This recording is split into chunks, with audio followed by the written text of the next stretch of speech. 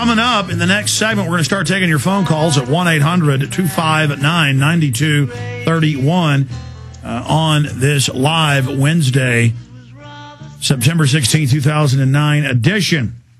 And after Mr. Ross leaves us in about 30 minutes, I'm going to do a big news blitz and more of your phone calls. So I said I'd start the show with this flu news, and I haven't gotten to it yet, but I'm going to.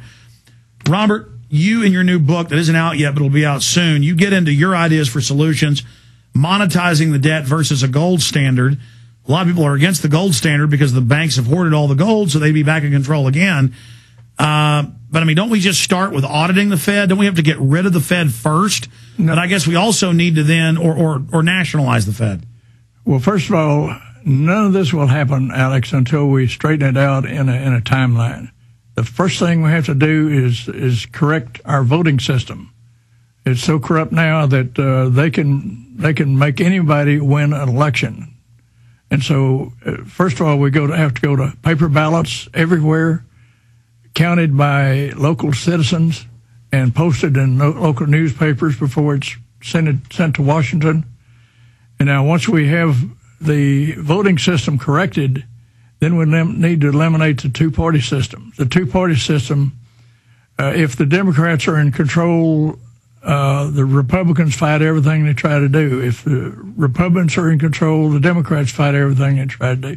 So they should not be allowed to do anything to enhance or degrade a party for any reason. They ought to be there to do things for their constituents to improve the quality of life of their constituents, but they haven't done that probably ever. So, first of all, then if we have in every election, there should be as many independent people running for office as we can drive out of the bushes. And a great way to would be to have 25% of Congress, one independent party, 25% another independent party, 25% Democrats, and 25% Republicans. That way they lose control. Even better than that is to have every elected representative an independent person, so that they are not controlled by a party, that they're there to represent their constituents. We need to change the total election system. For example, we should limit the time of campaigning for presidential office to 6 months, and to a member of Congress or the House of Representatives to 3 months, and then allow or demand that all local TV stations must provide an avenue for campaigning of everybody running for office. So, and if we don't do that, then nothing will change, because we've got, and when the election comes up, we need to vote against every incumbent except about 6, and I name those 6 in my book. And the reason that is we need to get their attention. Well, that's what politics is. I mean, you listen to a Sean Hannity or somebody, they sound great when their party's out of power. But as soon as the Republicans back in, they're going to support the whole New World Order agenda. Just like Democrats sound great when Bush is in power. Right. But as soon as they get in power, they just continue because they're all bought and paid for. Can't we just bypass all that and arrest the Federal Reserve Board and arrest Rockefeller and Rothschilds and indict them for their crimes and just get our system back that way? If you can't do that until you get control of Congress and presidency, because. But how do we do that? Do we start at the local level? Because I see the local level as the area where we actually have power. Correct the voting system first, then have independent people run, so that we get the control of the Democrats and Republicans out of Congress. We'll stay there. We got a break for 1 minute. We're going to come back with the final hour. Your phone calls and a lot more. We're taking your phone calls from Robert Gaylon Ross coming up in the next segment at 800-259-9231. But you're running through your new book that isn't even out yet. It'll be out, what, the next month or so? Within 2 weeks. Within 2 weeks, so folks can get it then at your website that we've got up on screen. But continue with your idea of solutions. Okay, after we correct the voting process and we eliminate the two-party system, then we have independent people within Congress that will do things for the constituents rather than for special interests. So then we need to attack the Federal Reserve System. There's an attorney out in California named Ellen Hodgson Brown that did a research on this on the Federal Reserve, and she says that if we nationalize the Federal Reserve, we can completely eliminate the income tax for everybody within the United States. And she goes through every step along the way to prove that you can do that. Well, that certainly could have been done with the comprehensive financial report information that Walter Beering and others put out. The problem is they've now created this 1.5 quadrillion in fiat made-up debt.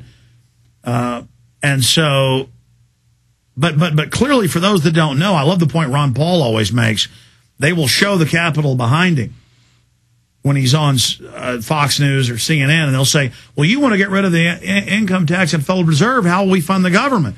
And he says, well, we built this capital in the whole country without it. We didn't have it until 1913. The income tax wasn't more than a percentage point until the 1950s.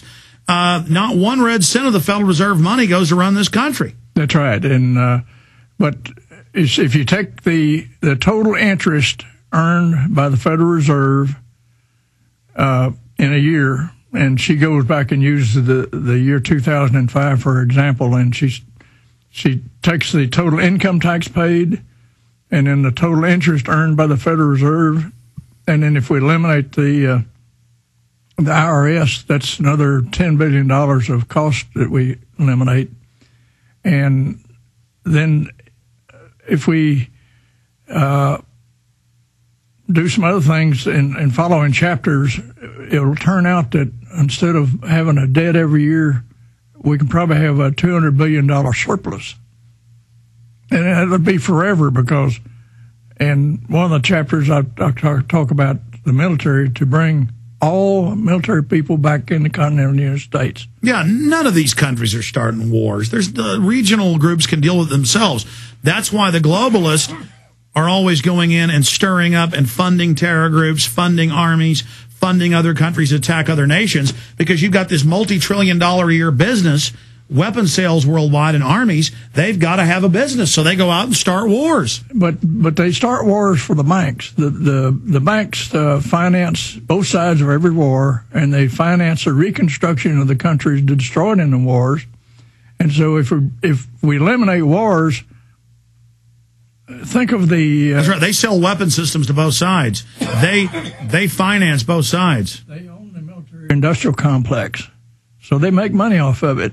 And so we've got to stop the money source of the elite. If you bring all the troops back, then we also need to create jobs in the United States. So the next step we need to do is have the president get out of the World Trade Organization, get out of the United Nations, get out of NAFTA, get out of CAFTA, and get out of all free trade agreements that have been signed in the past. They're all one-sided for the globalists to consolidate power. But then you tell all nations, we will trade with you on an equal basis. For every $1 million that we import, we're going to export $1 million to you. They wouldn't have any choice. So yeah, they don't. But the globalists like to do sweetheart deals where it's not a level playing field. I want to ask you about Obama being the first president to be the head of the UN Security Council, which a lot of people point out in the Constitution is illegal. But it was also illegal for Colin Powell to become a knight or George Bush Sr., but they did it. Stay with us.